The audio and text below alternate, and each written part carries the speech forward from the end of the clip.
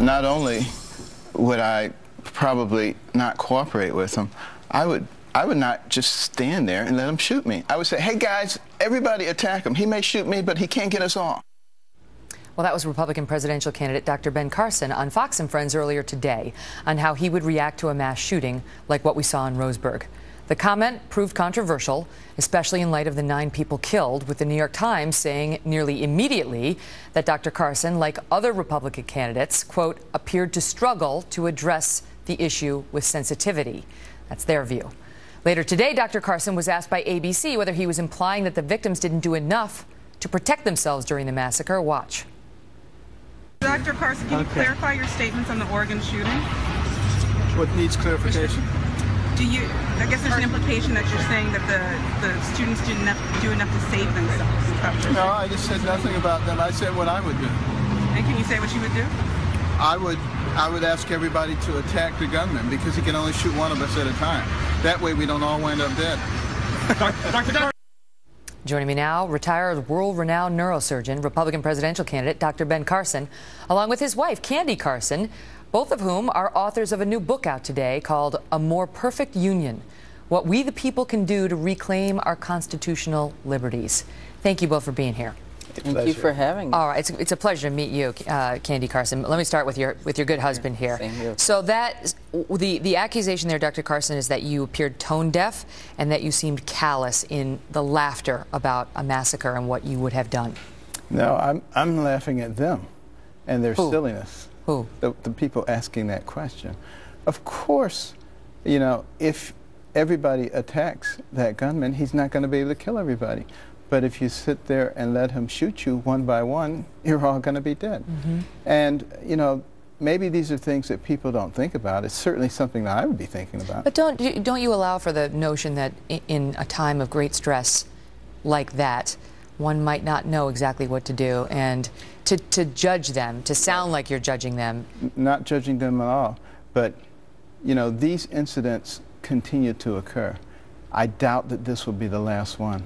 I want to plant the seed in people's minds so that if this happens again, you know, they don't all get killed. Mm-hmm. And sometimes we have to look at the big picture rather than listen to the people who are always trying to stir up controversy. Mm-hmm. What do you make of it? Because just the notion that we can sit here, and I bet you don't disagree with that. I don't disagree with that either. There will be another one.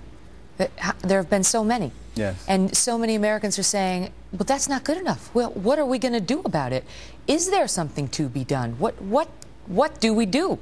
Well, I think the key thing to do is look at all of these shooters and see what we can glean in terms of their personalities, in terms of what kind of behavioral disturbances they've had in the past, and teach people to intervene before they reach this point. Mm-hmm. But how do you do it? Because you signs. can't put people away as easily today as you used to be able to do. I don't know that they necessarily need to be put away. But remember the Larry Holmes, Aurora, you know, he was working with a psychiatrist before all of this happened. And there was one of the other shooters who had a psychological history. We need to empower the people who are taking care of them, who recognize these dangerous trends, to do something. Mm-hmm.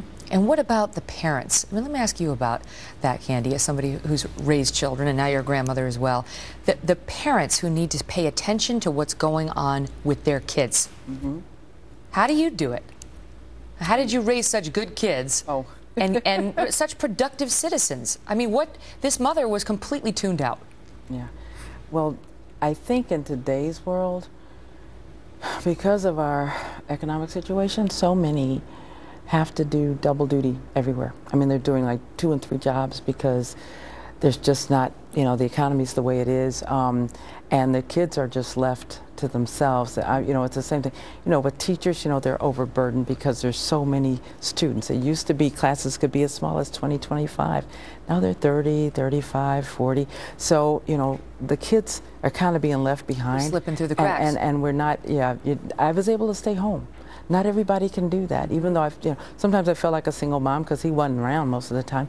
But the thing of it was, I was there. It's so irritating when your husband is a pediatric neurosurgeon saving the lives of a bunch of kids. but I'm serious about this because you grew up in a bad area and your mother couldn't read. You've told that story many times.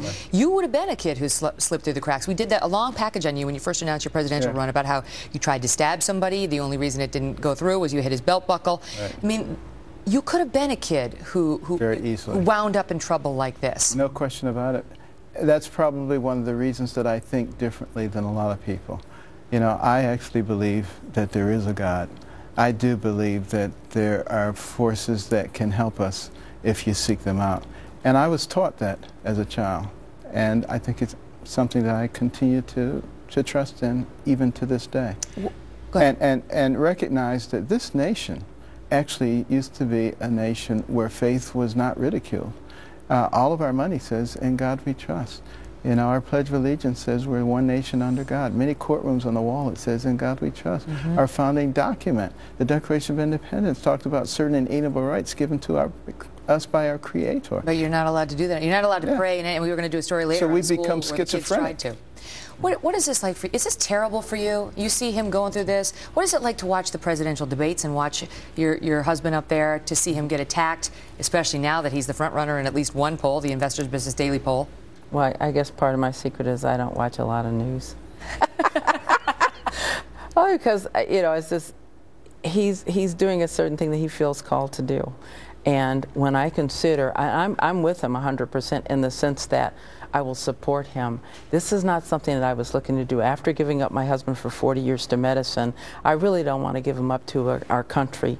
But then again, when I look at our grandchildren, and you think about that deficit that we had, the huge debt, $18.5 trillion, to pay it off at a rate of $10 million a day would take you 5,000 years. To saddle them with that kind of debt, we're the first generation in the history of this country to make it worse for the next one. What is he like? So, what is he like? Tell us. It's exasperating how great he is. Oh, come on. No, it's terrible. Oh, come on. No, I mean, he doesn't make mistakes much. I mean, if he makes it's a little teeny one. Doesn't he irritate you? What does he do that's That's what's irritating. You know, I tell you, if I've lost, like, say I misplaced my glasses or, you know, file papers, like a file or something.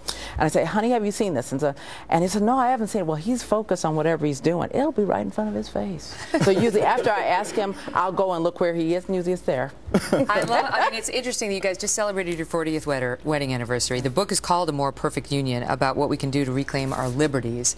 And you have been in a perfect union for over 4 decades. Good luck with this. Thank you. Thank you for being here with us tonight. Megan. Thank you so All much. the best to you both. Thank Pleasure you. to meet you. Nice to meet you too. Well, coming up later, as I mentioned, one atheist group is now going after school prayer at an Arkansas high school. The students want to pray. They want to, but the atheist group doesn't want them to. And the students have decided they're having none of the atheist group. Tonight, we'll take a look at the legal fight. Plus, new fallout tonight from an ugly report suggesting Vice President Joe Biden is the one who leaked details of an intimate conversation with his dying son. Britt Hume is next.